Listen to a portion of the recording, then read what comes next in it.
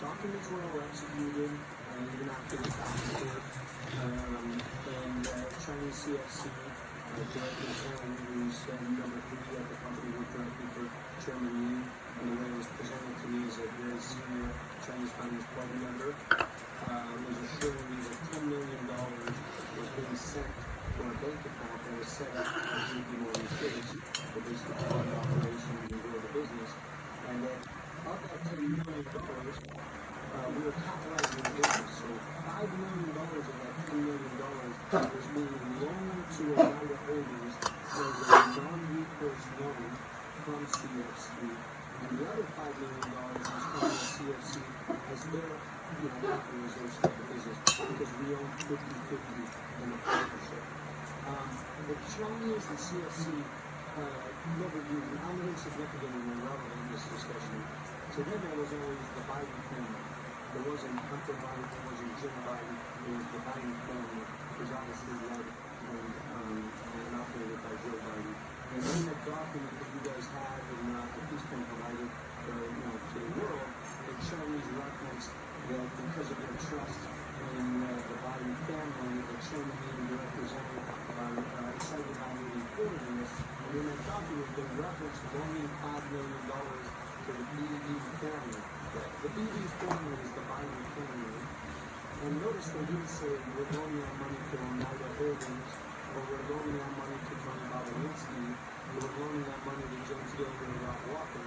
They, once again, not a document generated by me, document generated by CFC, but they're loaning that money to the Biden family. What are the implications of this going forward? If Joe Biden is elected president, which could very well happen, how does this constrain his ability to deal with China? Are you asking for my personal opinion? I'm asking for your opinion as someone who's worked with the Chinese. So I think Joe Biden and the Biden family are compromised. Obviously, I've referenced that I held a Q clearance. You're briefed on compromise and who you're able to talk with and deal and do business with. And I just don't see, given the history here and the facts, how Joe can't be influenced in some manner based on the history that they have here with CFC and stuff like that. So as a citizen and an American taxpayer, I'm very, very concerned. It seems at this point that there is so much documentation, and again, we have your documents, the ones that you retain, the text, the emails, and the legal documents, but presumably there are many others because there are a lot of other people involved in this. Is it possible that this stuff just disappears and nobody covers it for the next 4 years if Biden's elected? I mean, it seems like there's a lot of evidence out there. I think that American people should be demanding that this is investigated, and I don't know what the right party to do that is. Is that the DOJ? Is that the FBI? Is that Congress? Is that the Senate? But there absolutely should be no scenario that this isn't investigated. And as you said, I probably have purview into 10%, just picking a round number, of what was actually going on. And I would encourage the American people to go online and download Senator Johnson's 87-page report after watching this and read pages 65 through 87 and form your own conclusion. What I've come forward with is a piece in that puzzle that Senator Johnson and Senator Grassley did not have. They didn't have it because I hadn't gone on record, and all this information and documentation was kept very, very tight. You asked me if the information disappeared. I would expect that other parties have probably destroyed or gotten rid of information. I didn't. I have every email, every text, every WhatsApp that was exchanged, and I've provided that to the authorities, and here I am discussing it. So you learned from the Senate report that the Chinese sent a great deal of money, but it didn't go where it was supposed to go, correct? Yes, that's correct. So take the American people back to July 2017. I was being told by Director Zhang, who's a senior executive at CFC, that the $10 million was going to be funded in 2 tranches of $5 million and $5 million. Once again, the way they were approaching that is $5 million was a loan to the Biden family, and $5 million was their contribution to capitalize Sinohawk Holdings. That money didn't come in June, it didn't come in July, and I was in Europe traveling with friends and family, and I was frustrated because culturally there's a tendency that, hey, it's coming, and it wasn't coming. So I was very frustrated. But also in July 2017, something that happened is over July 4th weekend, while we were celebrating our Independence Day, President Xi was in Moscow meeting Vladimir Putin on an official visit. And in that meeting, and in that, multiple days, Director Zhang was in Moscow participating in that.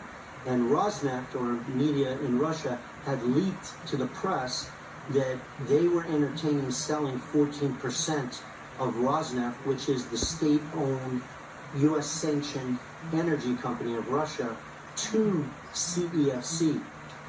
When I saw that leaked, you can imagine, once again, the clearance I held, the military background, sort of pushed away from the table like, whoa,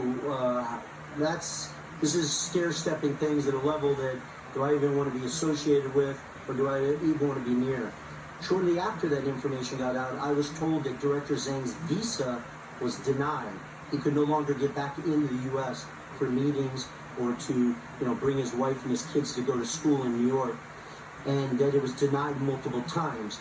Jim Biden confirms that in text. James Gilliard references it.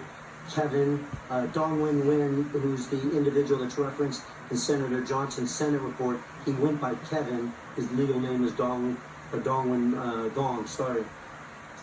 And so I was sort of walking on eggshells, what's going on? You're saying this money's going to be funded. It hasn't come in yet. I'm sort of near the end of my rope here. And then in September, easily validated, it's officially announced that CFC is buying 14% of Rosneft, once again, the state-owned energy company. And so at that point, I just sort of pushed away from the table. The money hadn't been funded into Sinohawk, and I was having daily discussions with James Gilliard. What's going on here? The Biden name, Russia, China. I don't want to be anywhere near this. I got to understand all the moving pieces. And so we went into the fall of 2017, very well documented, when Patrick Ho, who's an employee or an associate of CFC, landed in New York. He was detained by the U.S. government and put in jail for corruption, apparently for leaving shoeboxes of cash to 2 African presidents. And it started this downhill spiral of CFC as a company. Remember, President Xi was traveling around the world under the One Belt, One Road. That was their political approach. And CFC was the capitalistic side of the Chinese government, doing things that they could do on the capitalist side that the government couldn't get done. It's very well documented in the work that CFC did in the Middle East, in Czechoslovakia, in Romania, Kazakhstan, in Georgia, all over the world. When they announced that they were officially tendering for 14% of Rosneft, a deal valued at $9 billion, I sort of pushed away from the table like, okay, obviously that's taking priority over this discussion. I just sort of, was watching things play out once they detained Patrick Ho. I did reach out to Hunter Biden in October 2017, asking him, hey, listen, they haven't funded the $10 million. Have you done something that I'm not aware of? Have you gone around us? Have you started a parallel discussion with Chairman Yi that I should be conscious of? And in a variety of text messages that you've been provided, and I think the American people have been provided, he says, no, I didn't go around you, but oh, by the way, I'm acting as the personal attorney to Chairman Yi. Now imagine being in my shoes, looking at my phone, reading this text message from Hunter Biden. I just spent 6 months all out of pocket myself. Nobody was paying me. I was paying for my own travel, my own meals, my own cars, anything that was needed. And Hunter Biden is now telling me that he's meeting personally one-on-one with Chairman Yi in his $50 million penthouse in New York. And if he can't meet him, he's picking up the phone and calling him up, but they only discuss things in person. You can imagine my anger and frustration there, because then I'm like, oh, this has gotten slippery. You have gone around me. What's going on here? And oh, by the way, Hunter, you're acting as the personal attorney to Chairman Yi while they're tendering? for 14% of the Russian state-owned energy company, a deal valued at $9 billion? What am I missing here? And he sort of just plays it off, and he said, I'm working on a bunch of other personal things and visas and stuff like that, but doesn't go into a lot of detail. I'd love for you to ask him that. I'd love the American people to ask what those other special things were. You've told your story in a very public way. What do you expect the consequences for you and your family will be? So my focus right now is not the consequences on me. I'm actually trying to be selfless in this discussion. I think the consequences our country faces, that average American voter that's thinking about what presidential candidate they picked today or picked over the prior 2 weeks or in the future all the way up to the election. I'm doing this for them, not for my family, not for any money. I'm doing this out of a patriotic duty to our country based on my military background and my grandfather's background. So other people can determine the facts and what matters and how they want to vote.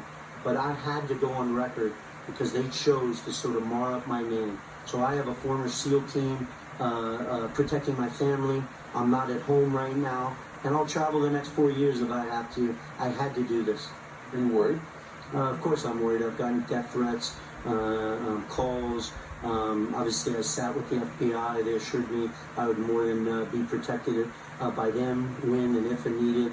But I think I'll slowly become irrelevant in this discussion because the facts are so powerful and so necessary that hopefully I'll just sort of go stage left, and hopefully our government and the appropriate people, the Biden family, will go on record and basically provide facts to the American people.